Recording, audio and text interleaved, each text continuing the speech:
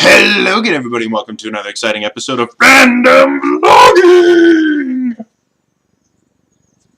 So today, I want to talk about something that will upset people. Hands down, that's just how this is going to work. Why? Mostly because people, to be 100% honest, mostly because people project their own problems onto other people in order to avoid dealing with them themselves. Well, Jody, what do you mean by that? Well, I'll tell you. So, Joss Whedon is no longer on Twitter. Yesterday, if you had asked anybody why Joss Whedon was no longer on Twitter, this was reported by everybody. I believe there were actual, I might be wrong on this, I'm fairly certain there were actual articles on less than reputable news sites, but still news sites, that claimed that Joss Whedon was scared off Twitter by radical feminists.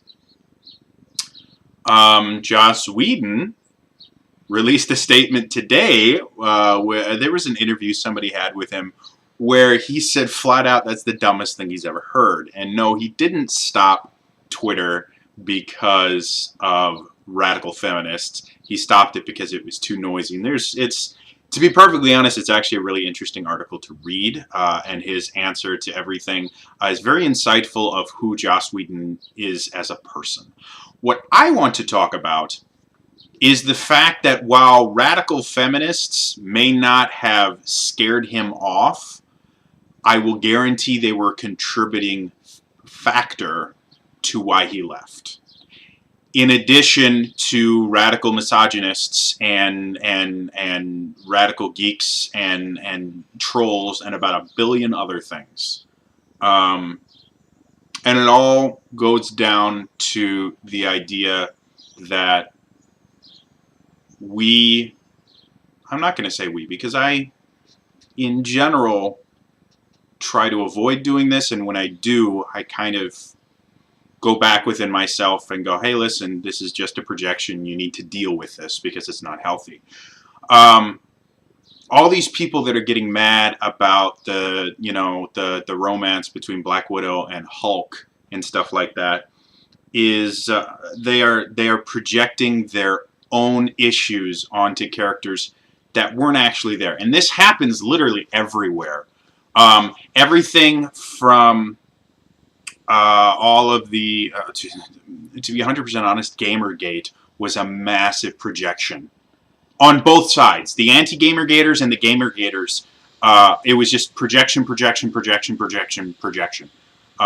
And this has become a common theme with just about everything recently, is that all these people will decide that this is what something means because they want it to mean that, because then they can lash out against something. And this happens over and over and over again. And so I wanted to talk specifically about the issues people had with Black Widow in a way to kind of highlight why this stuff is happening and kind of explain, I guess, how I think in this particular instance. First things first, I'm going to talk about some plot points that don't get revealed until about halfway through Avengers Age of Ultron. So this is a spoiler alert, just FYI. I'm going to be talking about some plot points because they're integral to the discussion. So if you haven't seen it yet, first of all, go see it because I loved it. I thought it was amazing. And then come back and watch this. So there were two big issues that I have seen involving the romance between Black Widow and the Hulk. And the two issues are, one, that the girl was forced into a relationship simply because she was the girl, and girls have to be in relationships, oh my god. And second of all, there was a lot of controversy over a statement that Natasha makes in the movie where she's speaking with Bruce Banner, And Bruce mentions that, hey, you know, I'm a monster, you can't be with me. And she talks about how she was forcibly sterilized and that she's a monster too. Um, and a lot of people were very, very offended by that statement. So I'd kind of like to talk from, I guess, from an acting perspective, why I thought both of those things were amazing in the development of the character. First, the romance thing. If you look at how Natasha has reacted to the Hulk compared to how she's reacted to everybody else she's had contact with, whether it's Happy Hogan, whether it's Tony Stark or Captain America or Fury or Hawkeye, she has, since the very beginning when she recruited him for the Avengers Initiative, she has had a very different relationship with him than anybody else. And to me, it makes perfect sense that after going through something as grueling as the first Avengers movie and working together with this person, that a romantic interest would be created because she identifies with Bruce. And when you create a connection like that with another person, you find another person that you feel has some sort of connection to yourself because of, you know, similar situations or things like that. It's a very strong bond that oftentimes can become romantic if things align. So this idea that, oh my God, you know, they just did this so that she could have a relationship. No, I think they laid the groundwork in the first Avengers during the first conversation that they had, and then continued to cement it when she gets attacked by the Hulk. And I mean, it shows that she has a very different relationship with Bruce Banner than she has with anyone else. And from an acting perspective, whenever I watch something, unlike most people where they're looking at the story and everything like that, maybe like the flashy stuff and kind of everything, my first response is always to go from an acting perspective. I'm an actor. I always have been. I'm always going to be. Whether or not I continue doing it, that's just who I am. And you know, I instantly get into the heads of every single character on screen. And it's very easy for me to be taken out of a movie if people are doing things without there being an actual motivation behind it that you can tell.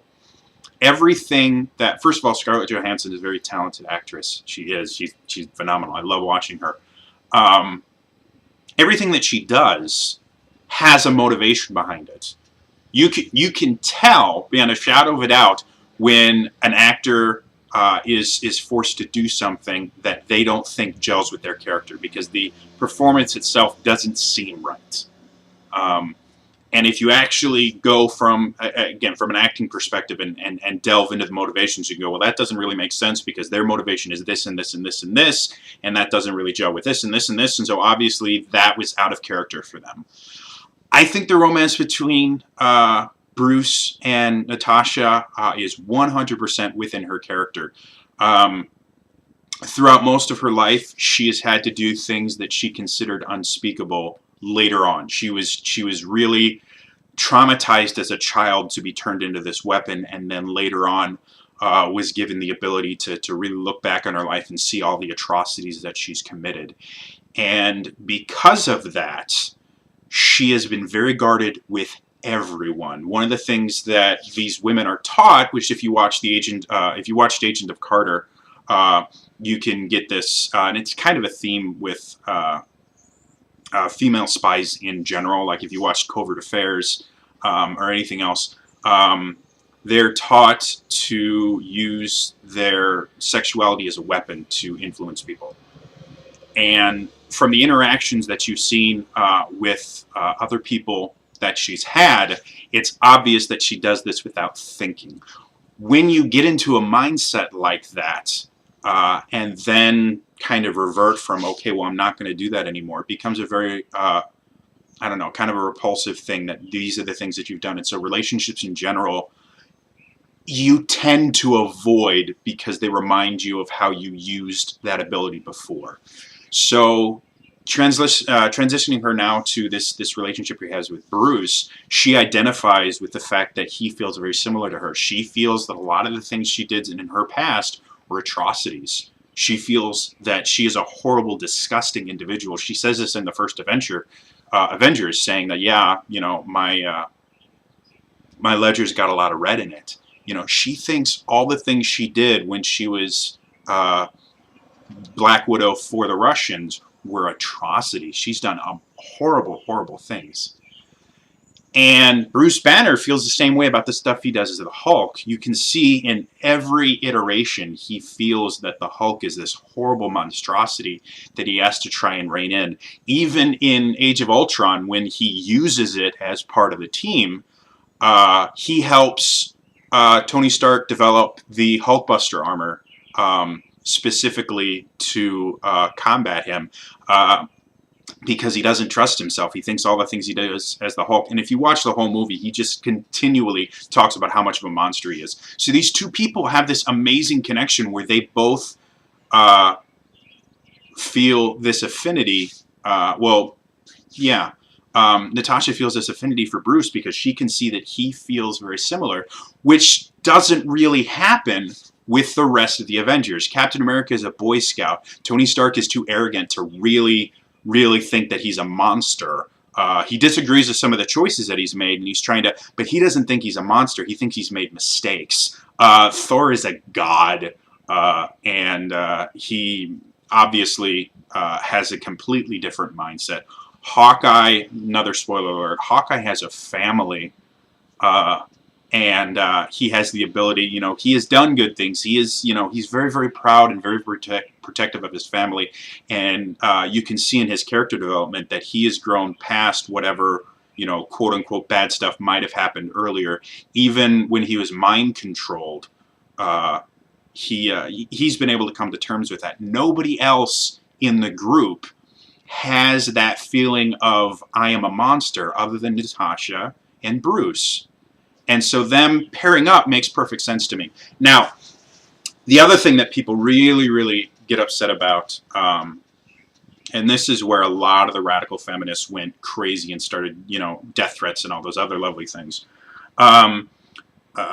Natasha is talking about some of the stuff that happened when she was a kid, because when Scarlet Witch did her voodoo powers on her, she was made to relive some earlier parts of her life that she had done everything she could to forget. Specifically, and I can't remember what the term they used was, but the graduation ceremony, basically, of becoming a full agent through this program that Black Widow went through, was they would forcibly sterilize her. Presumably because, again, sex is a weapon. And if you don't have to worry about getting pregnant or anything like that, that makes it a much more effective weapon. Sex has a massive, massive downside, especially when you're a female, the fact that you can get pregnant. And that would be massive, massive issues. So I can understand the thought process behind it. However, when you look at how Natasha dealt with it, she thought she was very apprehensive about it because she has conversations with her mentor Thing, where she's like, I don't want to go through with it, and I don't want to go through with it. And you don't find out later exactly what that was. And so a lot of people don't quite get the connection. She thought it was a horrible, horrible thing. She, from what I gather, her ability to reproduce and things like that was something that was very valuable to her, which is a common theme among a lot of women. I'm not saying everybody, but your the ability to create offspring is a big deal. It's one of the defining features of the female sex, and a very large amount of women are very, very connected to that specific aspect of their being. And so not only was she sterilized, which took away something that she was very, very protective of, she did it against her will, and she was convinced to do it. And anytime you do something like that, it has massive, massive repercussions. I'm not going to go into details as to how I know this, But being convinced to do something that you feel is wrong on any level changes you massively. It's a defining moment in your life. You will be a very different person after it, and depending on what that instance affected can lead to very serious repercussions from a psychological standpoint. So not only did she go through this, but she was convinced to do it to the point, more likely than not, she feels that she made the decision and she chose to do something that she abhorred. And to her, that makes her a monster. Now, a lot of people took this to mean, oh, well, she thinks that anybody that can't, that's been sterilized is a monster. And that's not it at all. It never was. It never will be. It's the fact that she did something that she abhorred so much, and in her mind, she did it voluntarily. Now, she didn't. She was in a very, very difficult situation where a lot of mental manipulation was undergone, and a lot of brainwashing and stuff like that. So she technically really didn't have a choice in the matter, mostly because of how they, quote-unquote, abused her. But in her mind, she didn't fight it. She didn't, have, all that cool kung fu stuff. She just went in and had the process done. And so because of her choice, she took away something that was very precious to her, and therefore feels that she's a monster because she did something horrendous voluntarily. There's a very large difference between, ending someone's life, through accident, to ending someone's life on purpose, through ending someone's life maliciously. If I'm walking around and, I'm swinging my katana around and I accidentally behead somebody, that's a bad thing, and I will feel horrible about that because, the idea of, if I was more careful, if I'd been watching my surroundings, someone else wouldn't be dead. Is a very different situation to being in a conflict where someone's coming at me that I know is going to try and kill me, and the only way to defend myself is to kill them first. That's another very, very different situation, and it's not easy, and it's not something that a lot of people can deal with. And then you go to doing something intentionally, maliciously. If I actually go out and see someone as like, I'm going to kill them because I can, that's another very, very different experience. And so the fact that in her mind, she chose to do this, to become sterile, she chose to do something that she disagreed with massively, makes her a monster. So no, I think all of this is people projecting, people that either have been sterilized for whatever reason, whether it was genetic or whether it was due to medical conditions, accidents. There's a million different ways that you can become sterilized. And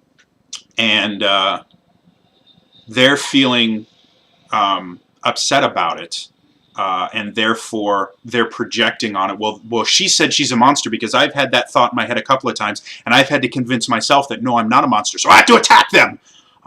Or the social justice warriors that have no idea what they're talking about. They just like to get upset about things. So yeah, like I said, I think this is the dumbest thing I've ever heard. And all this stuff about, Black Widow and how she's an incredibly strong female character. And I think she's incredibly well written. And she's one of my favorite characters on the Avengers. If nothing else, then she has some great lines in there. I thought the relationship between her and Bruce was natural, especially in the idea that I thought it was interesting that Bruce, who is a very intelligent man, is very, very self-conscious and very, very afraid of himself. So in this relationship, Natasha took everything. Like, if you had literally just flip the dialogue, you would have thought that Bruce had you just gave all of Natasha's lines and all of Natasha Bruce's lines. You would have thought that Bruce was basically turning into Tony, and that would have been something I would have been upset about, because then Natasha would have been turned into, you know, the frail, you know,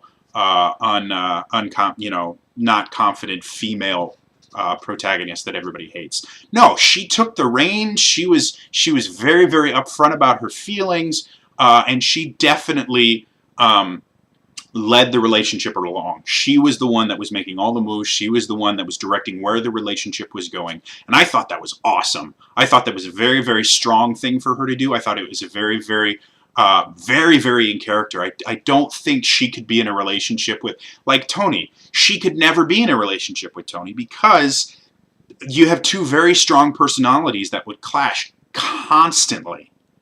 So yeah, anyway. This has been a very, very long rant, and I'm very, very sorry about that. But I wanted to say this stuff, specifically to talk about this Black Widow stuff, because this is important to me. This is the reason I love the Avengers is it's beautifully written and wonderfully acted.